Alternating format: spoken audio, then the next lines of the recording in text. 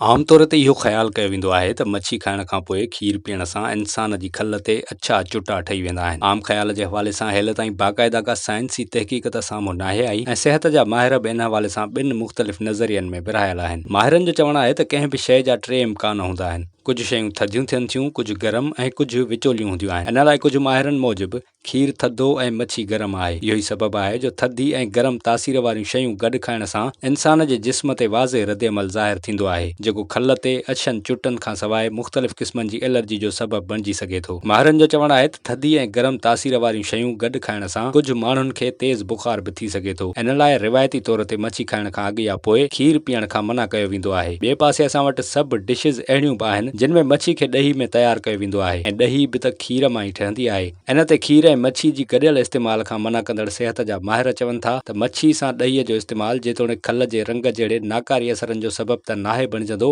पर ईअं मच्छी ऐं ॾही गॾु खाइण सां कुझु माण्हुनि खे मामूली बदहाज़मी थी सघे थी। पर ईअं हर शख़्स सां नाहे थींदो। पर मच्छी ऐं खीर जो गॾु इस्तेमालु ठीकु न आहे, छो त इन सां एलर्जी थी सघे थी। माहिरनि मूजिबि मच्छी ऐं खीर ॿई प्रोटीन सां भरपूर ग़िज़ाऊं हूंदियूं आहिनि, जिन खे गॾु खाइण ते असांजे हाज़मे वारे निज़ाम खे फिटी महिनत करणी पवंदी आहे, छो त इन्हनि ॿिन्ही ग़िज़ाउनि खे गॾु हज़म करण लाइ असांजे मादे खे गॾोगॾु ॿिनि क़िस्मनि जूं रतूबतूं ख़ारिज करणियूं पवंदियूं आहिनि, जंहिं जे नतीजे में मच्छी ऐं खीर खे गॾु हज़म करणु ॾुखियो हूंदो आहे ऐं इंसान जो इम्यून सिस्टम बि मुतासिर थींदो आहे। कुझु माहिरनि जो चवणु आहे त खीर जो हर क़िस्म जी मच्छी सां इस्तेमालु इंसान जे जिस्म ते नाकारी असर नाहे विझंदो। रुगो मच्छीअ जा कुझु ख़ासि क़िस्म आहिनि जिन खे खाइण खां अॻु या पोइ खीर न पीअणु घुरिजे।